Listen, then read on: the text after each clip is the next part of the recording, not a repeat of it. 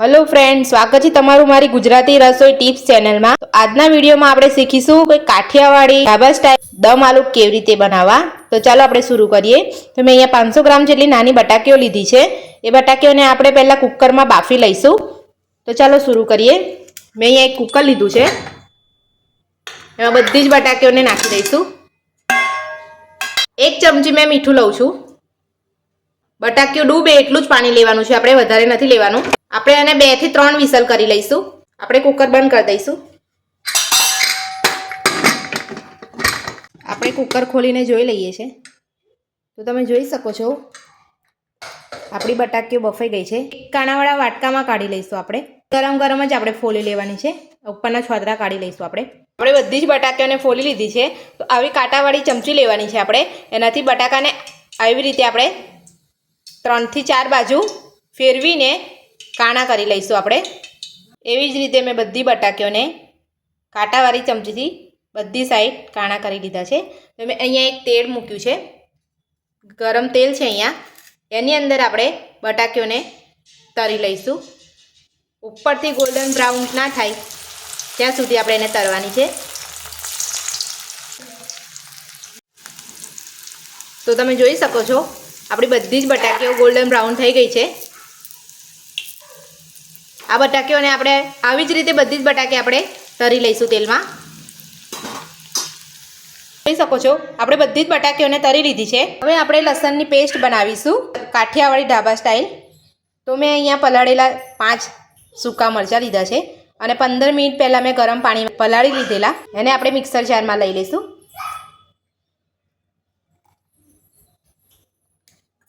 1 ચમચી આપણે જીરું લઈશું। અડધી ચમચી આપણે મીઠું લઈશું। 10 થી 15 લસણની કળી લઈશું। 2 થી 3 ચમચી આપણે પાણી લઈશું। આ બધું જ આપણે મિક્સરમાં પીસી લઈશું। લસણની પેસ્ટ આપણે બનાવી લીધી છે। મેં અહીંયા 2 મોટી ચમચી જેટલું તેલ મૂક્યું છે। એની અંદર આપણે નાખીશું 1 ચમચી ઘી। તેલ આપણું ગરમ થઈ ગયું છે, તેલ અને ઘી। તો અહીંયા મેં લીધું છે 3 થી 4 લવિંગ, 1 તમાલપત્ર, 1 તજનો ટુકડો, 3 ઇલાયચી, વલિયારી લીધી છે 1 ચમચી, 1 ચમચી જીરું લીધું છે। આપણે બધું કકડાઈ લઈશું। અહીંયા મેં ઇલાયચીને દાણા કાઢીને આપણે પાવડર કરી લઈશું। આખી નાખતા હોય તો આખી બી નાખી શકો છો। આપણું જીરું ને બધું કકડી ગયું છે। હવે આપણે અડધી ચમચી જેટલી હિંગ નાખીશું।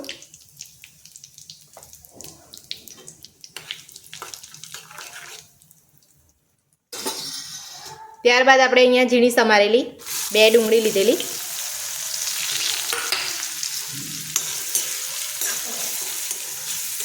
ડુંગળી આપણે ગોલ્ડન બ્રાઉન જ્યાં સુધી ના થાય ત્યાં સુધી આપણે એને સાતળી લઈશું। ગોલ્ડન બ્રાઉન થાય ત્યાં સુધી આપણે થવા દઈએ। મેં અહીંયા ઇલાયચીનો પાવડર કરી લીધો છે, એ આપણે નાખી દઈશું। વચ્ચે વચ્ચે આપણે હલાવતા રહેવાનું છે એને।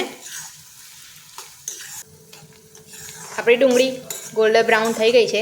એમાં નાખીશું 1 ચમચી આદુની પેસ્ટ। બધું મિક્સ કરી લઈશું। ત્યારબાદ આપણે નાખીશું લસણની ચટણી।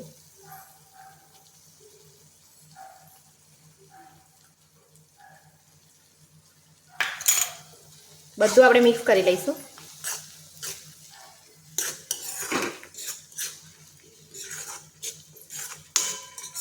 તમે જોઈ શકો છો ગ્રેવીમાંથી તેલ છૂટું પડી ગયું છે।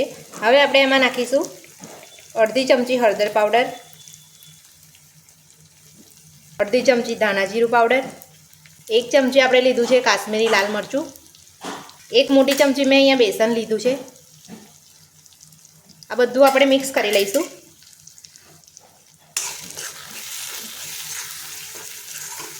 ગ્રેવીમાંથી તેલ છૂટું પડી ગયું છે। ત્યારબાદ આપણે નાખીશું ટામેટાને ક્રશ કરી લીધા છે મેં 3 ટામેટા મિક્સર જારમાં।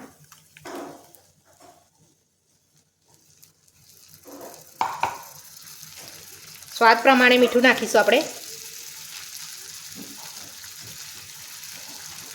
બધું આપણે મિક્સ કરી લઈશું। 5 મિનિટ માટે આપણે ઢાંકણ ઢાંકી દઈશું। હવે આપણે જોઈ લઈએ 5 મિનિટ થઈ ગઈ છે.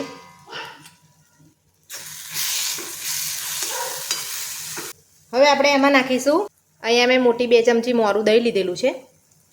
દહીં નાખ્યા પછી આપણે બરાબર હલાવવાનું છે.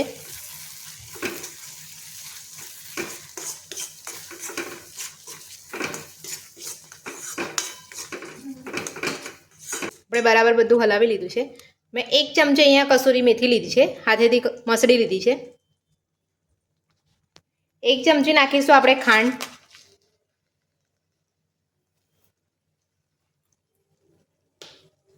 અડધી ચમચી નાખીશું આપણે ગરમ મસાલો.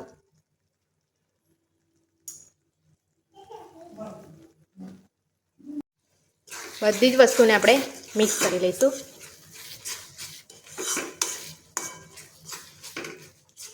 તો તૈયાર છે આપણી કાઠિયાવાડી ઢાબા સ્ટાઇલ ગ્રેવી.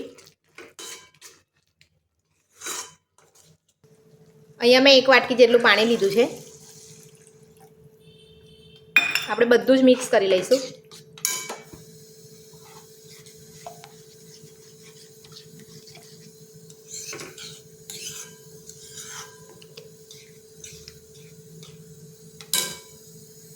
જોઈ શકો છો ગ્રેવીમાંથી તેલ છૂટું પડી ગયું છે. હવે આપણે નાખીશું ફ્રાય કરેલા બટાકા.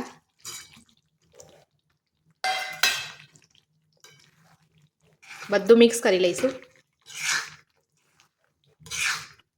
હવે આપણે આને 5 થી 7 મિનિટ માટે ઢાંકી દઈશું.